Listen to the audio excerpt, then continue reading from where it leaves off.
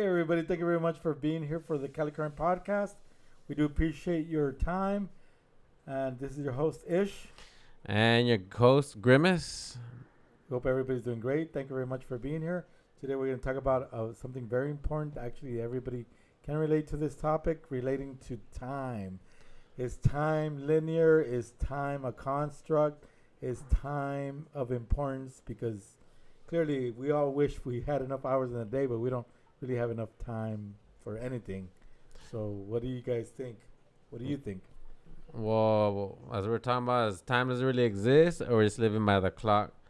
I mean, low key, sometimes time it seems kind of like fake. Like when you're spending 5 minutes on the treadmill versus 5 minutes, watching an enjoyable movie.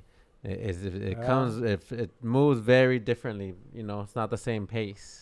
I think, yeah, you're right. You're very, very, very right. The way I see it is because today I was waiting to get out of work 20 minutes. I was supposed to clock out at 2:15.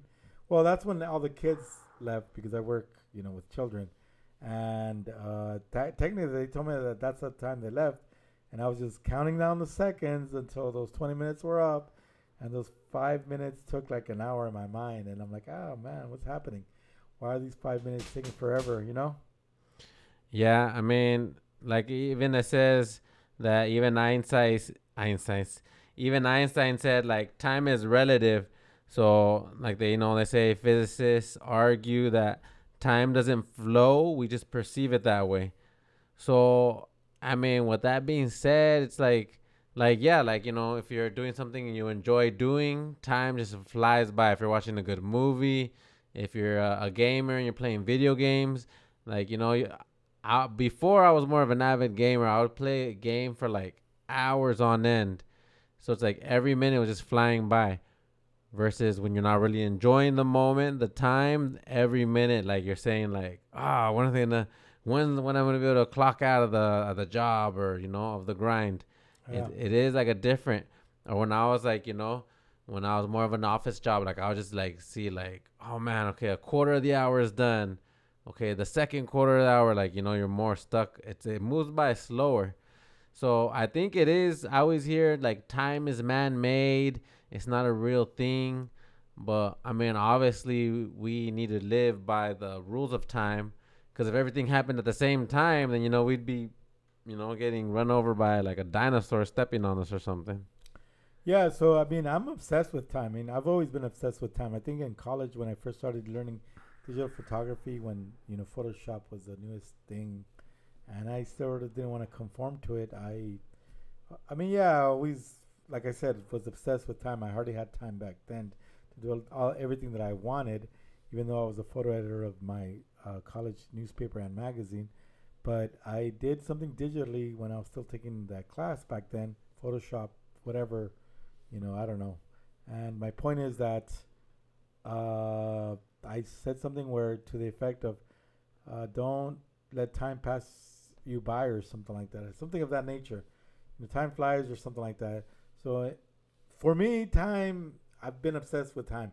I could have 36 hours in the day and I still wouldn't have enough time to finish everything that I'm supposed to be doing that day. In that photography class, so you guys are, I mean, when I see a camera or a camcorder or whatever, it's literally capturing moments or pictures. So did they ever say anything in the photography classes like, "Oh, when you take a picture, you're just is it like you're just taking a picture, capturing an image, or are you like capturing something beyond?" Did any of your classes say like you're capturing time travel or something like that? I think photography is just a moment captured in time, and that's all it is.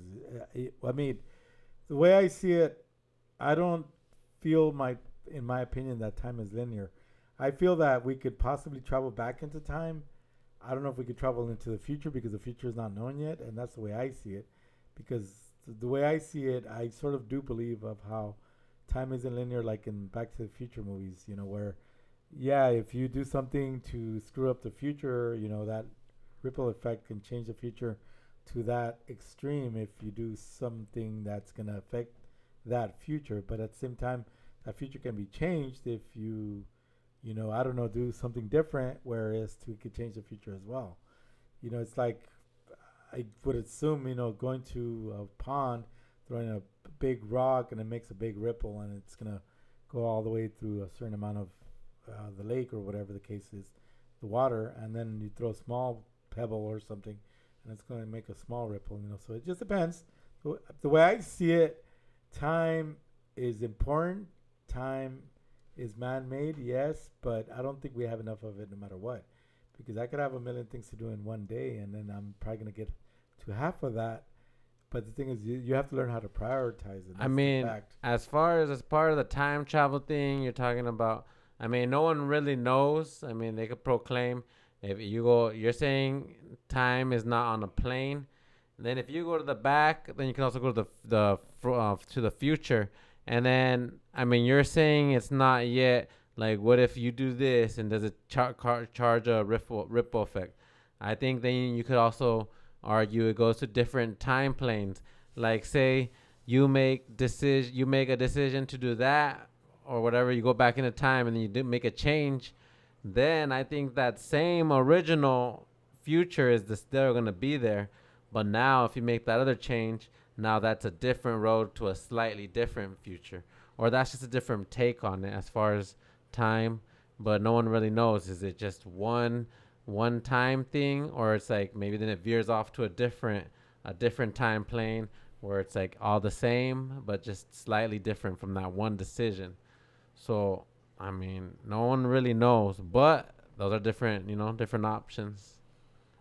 I think the way it is for me, and it might not be the same for you or for a lot of people or for everybody, but my point is that for me, if let's say, for example, if your parents never met because your mom was dating some other guy or whatever, or my mom was dating some other guy, because my mom has told me the story about how they met, not because I want to get into the minutia of how they met and this and the other, but my dad was very persistent when he met her, but she wasn't really interested in him because she always knew that my dad liked to drink back then, and whatever the case was. But my mom could have ended up with somebody else if she really wanted not to pay attention to my dad. So I guess time changes everything of the outcome. You know what I mean? In the sense that if somebody else better would have come along, like for say 5 seconds later, that could have trumped my dad, I could have never been born. And there's time for you. That's what I mean about how things can change if time allows us to give us that amount of time to change that little thing that could possibly change the outcome of the future. That's the way I see it, and like the movie, I don't know if you ever seen the movie The Curious Case of Benjamin Button with I forgot, she's tall, Kate Blanchett and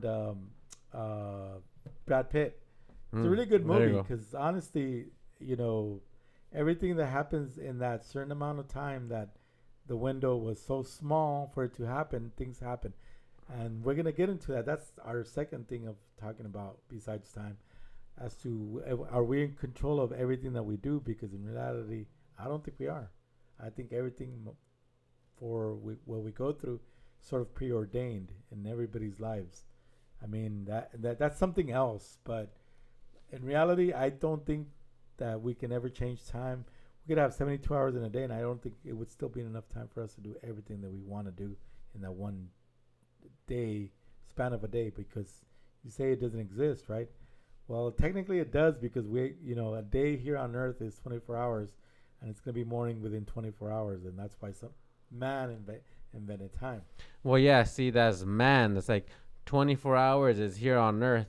But if you go to Mars, like, how Elon Musk is trying to do a colonization in Mars, then I think Mars one day over there is 36 hours. Correct. So, see, you'll get your 36 hours that you're talking about, but, now you got 36 hours over there. So now, that's why I say time is kind of man-made, because then 1 year over there, I mean, I don't even know how many days 1 year over there is. It might move faster, might move slower, but it's gonna move a little bit slower because Mars is the fourth planet after Earth.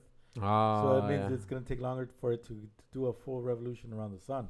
Unless it's moving faster, then maybe. I don't know. I mean, okay, look, I think we're so used to 24 hours. It doesn't matter if we get 36-hour day or whatever the case may be. I think we're so programmed to the 24 hours now that 36 hours is so irrelevant that whatever the case may be, I could work an 18-hour day in Mars, and that's gonna wear me out. That's I'm not gonna be so dang tired. That I 18 don't even, hour, damn. yeah, who wants to work an 18-hour day? It's hard enough working a 10-hour day in one day. In a 24-hour period, but working an 18-hour day and a 36-hour, that's half the day right there.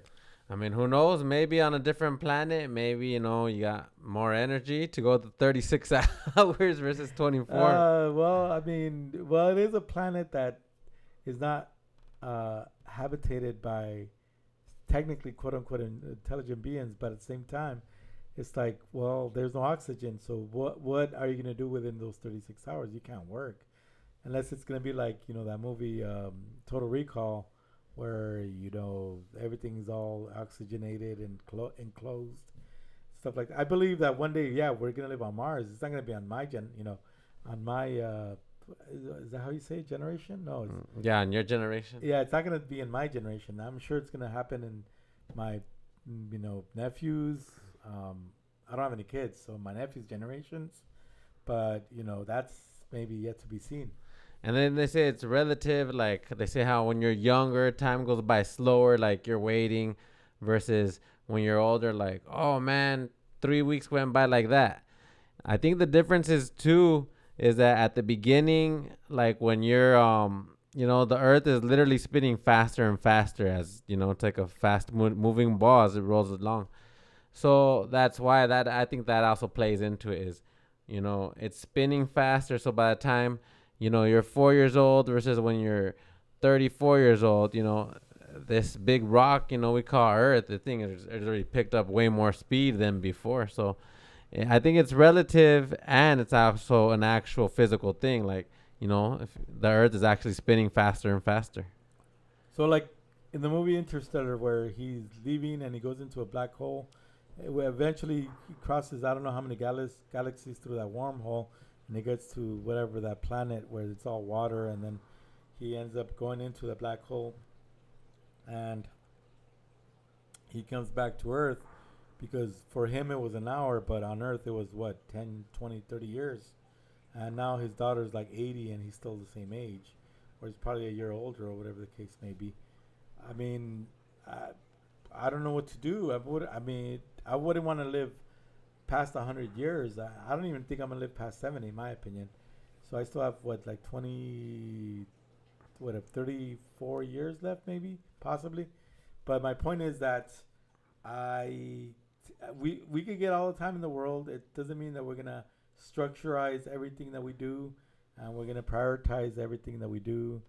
So it's like, why would I need more time? Because I could barely do what I need or want in 24 hours. I mean, I don't want 24 hours more or in a day. I wish I could say that no matter what I always say that I want, but I don't. What am I going to do with all that time? I mean, do more stuff, get to rest, play with the if you have a pet and be given more time. But that's why. So even if you did have more time or less time, that's why the next thing we would want to talk about is like decision fatigue. Like, why does your brain make better decisions in the morning versus in the afternoon? I mean, according to specialists, they be saying that, in a total day, we make over 35,000 decisions. So that's why they say, like, always leave your most important decisions or, the most things that you want to get done that's most important in the morning, maybe after you're nice and awake and alert. Because in the morning, you're fresh versus by the time it's like, you're getting ready like maybe 2 hours before bedtime, you've already made of those 35,000 decisions you're going to make. You've already made like 28,000 of them. So by then your brain is already like, oh, I've been already working, processing everything. Yeah, that's true. But I think life is such that you can plan all day of what you want to do or when you want your day to go, how you want your day to go, and what you want your day to be like. But it's like, something always happens where a wrench is going to be thrown into the works. Like for example, today we want to go get dinner, right? And I wasn't expecting that as soon as this guy got out of my car to go use the restroom at the establishment we went to, that my check engine light turned on, and it's like, okay, well, that doesn't really happen. It did happen a little bit once, and it went off within a day or two. The last time it happened, and I'm like, it's not a big deal, whatever, We went to put gas, and then right after that, because I figured, I needed gas just for the heck of it. The issue started happening, so it's like, I mean, what can I do? That was something unexpected. I didn't expect for my car to, be having an issue, but I guess this is why the decision was made. Well, I have to get this fixed. I don't want to get it fixed. I have to get it fixed. If I don't have a car because I drive the two big rideshare companies, and it's like I need to make a little bit of money. Yeah, so then definitely you want to get that fixed. And I mean, that's why they always say, like, by 8 p.m., you're like, when you're looking for what to go eat, what are we going to have for dinner? Like, I don't know, just get me anything. And that's why if you meal prep, you plan those things since early in the day and for the whole week. And then I even hear, like, a lot of successful people too, what they do, they wear the same thing every day. That way, you don't have to think about it. Like, you just be like, okay, I'm wearing my outfit, wearing the uniform, like, wear one less decision, versus everything's already planned. So that's why they always say, like, try to write things down, plan out your day, make a list. Like, when you're going to go to the grocery store or any stores, make a list. That way your brain is not making as many decisions. You could reduce that 35,000. That way, by the end of the day, you have more, like, okay, I got more processing power, for things. So you don't have to make a decision. It's already bam. So is this why Albert Einstein didn't have any fashion sense? Because technically he was most famous for wearing the same clothing all the time, because he never wanted to make that decision of, I have to wear something different every day. I don't want to think about it, because he didn't want to waste his brain power on nonsense. Damn. I didn't even know that. He would wear the same thing often. That's why we saw him with that, I don't know, dark sweater and a white T-shirt or whatever he has underneath. Not white T-shirt, just white shirt, long sleeve, I guess. I don't know. But yeah, he was very famous for not wanting to make decisions on what he's going to wear. So he wore the same outfit every day. Yeah, and then, I mean, man, just walking out in every day. I mean, the simplest decisions, like, should I wear these shoes? Should I wear those shoes? So, I mean, yeah, simple things like that. I'm going to try to, not get bogged down by that. You cannot tell a single woman to wear the same shoes over and over, day in, day out. Women don't stand for that. This is why they buy 20, 30 pairs of shoes so they can wear a different pair of shoes every single day of the month. I mean, I'm just only stating the obvious, because actually some woman was talking about that at work today. I mean, I don't have a lot of different coworkers. I go to different sites and whatever the case may be. But one woman was saying, well, every time I get my check, I go buy a new purse. Or, some women love buying new shoes or whatever, But point being is that it's hard. For me, it's hard to have 20 pairs of shoes when I only use 3, or at the very most 3. So it's like, I don't know how women want to look different all the time. I get it. They want to look great. They want to be complimented on their shoes and their fashion sense. But, I can't do that. Point being is that I don't dress the same. I mean, for every podcast that you've seen me, I have a different outfit, not because I want to, but because it's unexpected. And the one time that I did notice that I was wearing the same shirt on a different podcast prior, and I wanted to change that. I don't want to look the same for some reason. I want people to recognize that I'm wearing something different. I mean, if women have different shoes and, different styles, I mean, they could still have different shoes, just as long as they plan it. Maybe like, for this month, I'll be wearing these type of shoes. For that month, I'll be wearing these type of shoes. So, I mean, you could still be within, I think, that less decision making, as long as like they plan it. Like, okay, this week I'm wearing these. That way, each morning you're not having to decide which of all these shoes am I gonna wear. Like, if you plan it, okay, one less decision to make. But is it every month? Is it a monthly decision where they don't plan out the whole month for 30 days what they're gonna do the next month? No, I think they plan every morning. Oh, okay, I'm gonna dress like this. I'm gonna dress like that. Okay, well, see, at that point now you're getting to the minutia. I'm just saying they could still reduce processing brain decisions, given a lot. Like, I mean, if I had a bunch of, Michael Jordan shoes, because, some pretty nice shoes, Then, like, I'll try to plan it out. Like, okay, maybe these on the weekends and then these during the week. That way, like, less decisions versus, oh crap, what shoes am I going to wear of the whole arsenal and kind of thing. I think it's because women want to be fashion forward, and not because I want to go off topic and talk about women. I worked at Bloomingdale's when I was 18, 19, and I always saw different women, a lot of the same women too, but they always wanted to buy shoes, they wanted to buy accessories, they wanted to buy purses, they wanted to buy whatever, you name it. The case was that I think women love looking different every single day. They want people to notice. There's nothing wrong with that. I mean, I'm not a woman and I want to look different every podcast. I'm sorry. I mean, I'm not trying to sound feminist or anything like that. I'm a feminine. I mean, sorry, not feminist. I'm not a feminist. You're a feminist. I'm not a feminist. Well, I mean, yeah, sure. I mean, I wouldn't mind, wearing fresh new gear every single time. Why not? So that would be kind of to the third topic. Like, are they in control of what they choose? Are we in control? We choose, or are we just kind of going through the motions? I mean, I like to think. I mean, for work, I have my work uniform. So I mean, but if I do choose to, like, let me go buy some different color, pants, some different color dickies to work. I mean, I do kind of have control over that as far as just being in the routine. So, I mean, as far as just going through the motions or actually living in the life, I think you have to have a balance at the same time, because now if you're just in the moment every single time, oh, I'm going to choose what I'm going to wear, something different every time. But now you're wasting brain processing, quality decision power on something like that. Yeah, it's hard to realize that. I think that there are no coincidences in life. Like I've said earlier, when this podcast started, I think that everything sort of is preordained. I think the way I see it is that we're meant to be who we're meant to become, because of the fact that, like, let's say, for example, movie stars. We were sort of mentioning it a little bit earlier, just random talk or whatever the case was. They are so particular people, that they're so quirky, that this, that, and the other, or whatever the case may be. But they're not all chosen. There's so many people that want to be famous, or whatever the case may be. I don't want to be famous. My point is that Please like, share, and subscribe. The Cali Current Podcast. the point is that, yeah, if fame comes, I'm gonna embrace it. But I'm not. It's not my priority to become famous.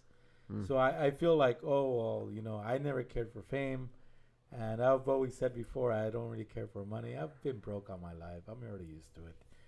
It doesn't mean I'm not gonna come into money. I could have come into money if I really wanted to, but my point is that I think we're meant to be who are becoming in life. That's the way I see it.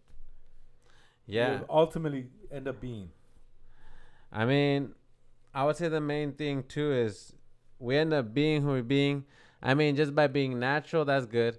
But I mean, as long as you're enjoying it, as I would say, is a big piece of it. Because some people, they're going through life and they're just like, oh, I'm just going through it, to pay bills.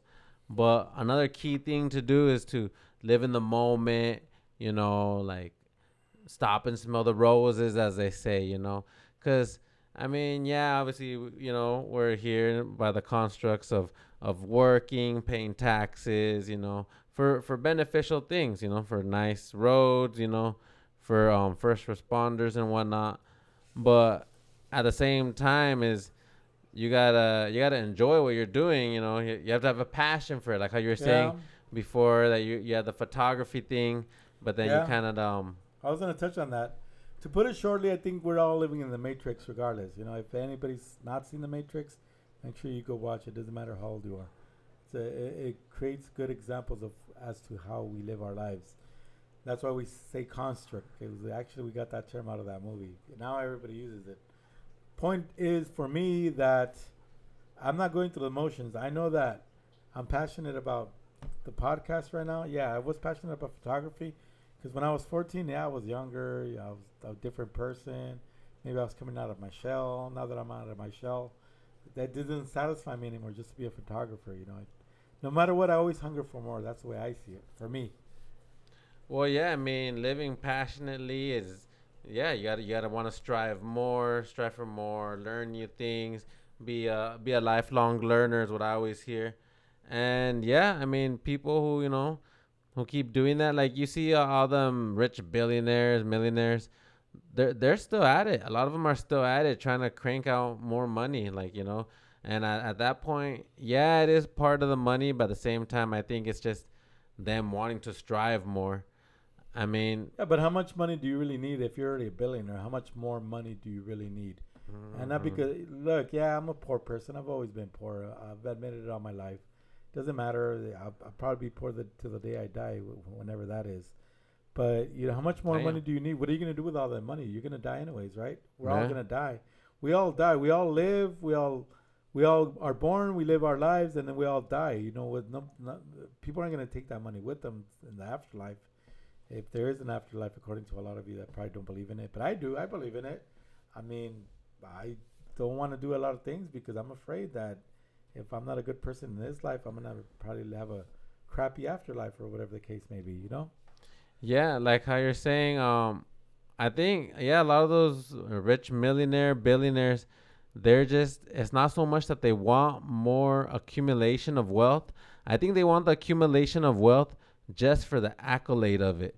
Because like you said, you get to a certain point amount of money that what are you gonna do with it? Like you're saying, you can't take it anywhere. You can't take it to you into the next life.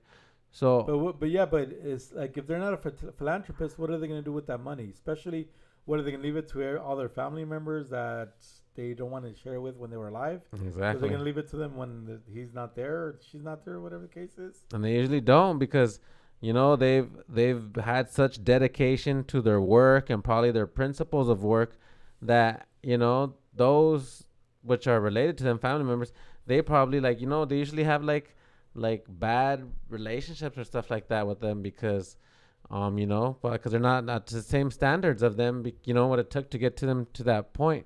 But one person who did kind of like get their big business deal and just kind of cashed out was the owner of MySpace, I believe it was. The owner of MySpace. Yeah, He he right. did. He You're you right. heard he like Absolutely right. he sold it. Who did he sell it to? Facebook probably. I don't know who he sold it to, but he made a ton of money on it. They made a ton of money and then he just returned to his passion, which I think happened to be photography. And then yeah, Maybe, yeah. he stepped out of the tech world and just I mean he still had money to give away and donate, but then he started living his life, which I mean that seems like a nice way to go out, right? You make a nice big old company, and then you sell it out, and then after you're done with that, you're just like, all right, you're gonna ride into the sunset, doing whatever it is you like doing, and you get financial freedom. You gotta worry about paying bills, or at least your bills, you're keeping them, expenses to on a budget with the remaining, amount of money that you had saved from selling that said company. Yeah, so I mean, it's hard to. I mean, you have to get your priorities straight, no matter at what age you're at. And for me, I mean, yeah, I love photography. I was passionate about it maybe 30 years ago when I first started learning about it and this, that, and the other. Because I learned the old school photography, how to develop film and how to print portraits in black and white. And eventually, I learned in color, but I mean, I didn't really want to cross over to digital photography, but photography for me, it's too easy now. It's like digital photography has made it so easy for anybody to be a professional photographer. So it sort of takes the point of learning the craft nowadays because everybody can do it now. It's like, oh, it's pointless. Same as my DJing. It's like, oh, if everybody can just get a speaker to whatever, powered speaker, and then plug it into I don't know, their iPhone, everybody can mix, especially with a digital mixer. So it takes the fun out of it. It takes the passion out of it for me. So this is my next thing, just doing the podcast. I'm passionate about that right now. I don't really care to get back into my photography or into my, DJing. I will if I have nothing better to do, but it's on the back burner. It's not on the front burner. I mean, yeah, see, if we had all that time that we were talking about earlier, then damn, I would even pick up DJing. DJing looks pretty cool. I mean, I don't have so much a likening of it to, put in the hours to get to do it. But yeah, DJing seems like something I wouldn't mind. Like, if I had them 36 hours, in a day, heck yeah. It gives me a certain satisfaction to help people enjoy themselves at a party. That's why I guess I did it for the longest amount of years. But then there were some days where I'm like, at the end of the night, I'm like, oh man, do I really want to do this for another 20 years? Damn. And it just, yeah, it got a little bit mundane. But I don't think I'll ever get tired of shooting the podcast because I want people to know what I'm thinking. I want to give my opinion, and I want to make sure that you feel entertained if that's anything at all that happens while we do this. Whatever the case may be. Yeah, I mean, that's a good passion.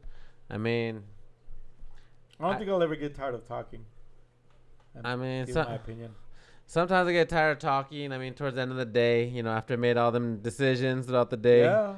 But yeah, like in the morning, yeah, usually that does make sense. In the morning, you're like got more brain power, and so always make sure, if you guys got decisions, important things to, get done, always leave it for that morning time hour or the early in the day, whatever time you wake up at. That way, you make your best decisions for those important things. Our main point of this right now that we're speaking of right now, of this third thing that we're touching on, is that from now on, whatever the case may be, if we end up getting this podcast off the ground, if we get enough subscribers and enough supporters or in general views that we're going to possibly, start monetizing it, we're going to do the routine of how you go. We get up at a certain amount, 4 or 5 in the morning. I don't know what you do at that time. Go to the gym, whatever the case may be. But I think as soon as we're done with the gym, we're going to shoot the podcast right after because it's hard for me to do so because I don't live in the same area that you do. And, I want to keep exercising. I want to get up early in the morning and do it. And I think doing the podcast first thing in the morning would be great because right now we're not doing that in the first thing in the morning. Even though it may seem like we are, but that was the inaugural episode. We did it in the daytime, but right now we're shooting mostly when we can, and those hours can vary. Yeah, so we're gonna have to test that out and see, if our, we got better decisions ready to shoot out for the episode in the morning time, like the early episodes, or versus these that are late in the day. Cause yeah, late in the day, we've been through dealing with all our workings from the work life, and see if we got any differences. I'm pretty sure probably get some more quality in the daytime and the morning time. Yeah, I think so that can be the case. The point is also that I want to make is that I know I sort of alluded to it a little bit earlier, where I woke up, had in a general sense of what I was going to do today with my day, but I had that car issue that it's not going to go away, so I got to get that procured. If I do not, then I'm going to be in for some big trouble if I don't get it procured right away. Even though I don't, it's hard to know what the day is going to be like. Yeah, but I mean, things like this keep it. I mean, I would say maybe not. You're probably not gonna like the word interesting because it ain't damn sure interesting to have this happen to your vehicle. But it does kind of knock your schedule out that basic routine. I mean, maybe your schedule, but there's a lot of people out there who, they've been in the same job. They go to 9 to 5. They clock in, clock out. Everything's the same. And then sometimes they just get caught up in that matrix race. But at the same time, if you're living that routine where some people call it like, oh, you're in the matrix, you do the same thing, you go to work every single day, you come out every single day at the same time, you're probably making less decisions because you already know, all right, I'm going to drive to this light, I'm going to go here, I'm going to do this. And so people running that same routine, are you really just caught up in the matrix, or are you limiting your decisions? Like you're following a routine. That's called being a conformist. Because I see a lot of people out in the road, and just to give a great analogy is that when you are, let's say, coming into an on-ramp of a freeway, and everybody's stuck on the right side of the road, or the same thing if you're making a left on any type of turn signal, and everybody's just stuck on one lane, and then the right lane is empty or the left lane is empty. It's like, why is everybody just, following the dumb idiot in front of them? I'm sorry to say, because that's what they all are. They're a bunch of dumb idiots because nobody is paying attention to the wide open lane that nobody's driving into. And it's like, well, there's too many conformists in this life. And I'm not a conformist, that's for sure. Well, even whenever you go to like food places, like if there's like a food line, like everyone just starts getting in line, and next thing you know, that's what's called a conformist. Everyone's in like there's like a big line, and people don't even know like, oh, what are you in line for? Like people just randomly they like standing in line. I've seen that before. Okay, so another great analogy or a great example is today I was driving on the freeway. I was coming over here, and there was traffic. Why? Because a bunch of and I'm sorry to say, it's the truth. A bunch of dumb idiots were just staring. They were driving slow, like 5-10 miles an hour, staring at the cop and at the fire, whatever, what are they called? The fire trucks on the side of the road, on the shoulder of the road, just because they felt like it. There was no accident. There was nobody stopped. There was nobody dead. No body lying on the side of the road. It's like, what the hell are these morons looking at? It's like they're all a bunch of sheep. Well, I mean, also like when there's a car crash on the side, like people slow down just because they're looking at the car crash. And so you say like they might be sheep, but now, now this guy's me thinking, are they sheep or are they like the conformists? Like maybe people are just rolling into that conformity because you're reducing your decisions. I mean, I don't think a lot of them consciously think, or even me, I might be, guilty of getting in line just for something I don't even know. Maybe we don't even consciously know, but our brain is trying to reduce the amount of decisions. So, we have more brain power to last us throughout the end of the day. I just think people don't want to think because they are too busy picking their nose. That's the way I see it. They're too busy just, being like, I guess, in the Matrix where we're just living our lives. And if you don't want to be disconnected, that's on you. If you don't want, which one is the blue pill? The blue pill is one of them. Right? I don't know. But basically staying in the Matrix computer program where you're running the same, little schedule, or taking the other one where you like, take control of your life. Yeah. Which that one does seem more liberating, and that's probably is the best decision. I mean, if you're gonna make decisions and just be tired at the end of the day, well, guess what? That's time to go to sleep once you're, pooped out with no more decisions to make. Yeah, true. Well, everybody, thank you very much for being here at the Cali Current Podcast. This is your host, Ish. And Grimace. Okay, we'll see you on the next one. Don't forget to like, share, subscribe, hit that bell notification button. We do thank you very much for listening to us every single time that you're here. Peace out, everybody. Take care, everybody. Have a wonderful day.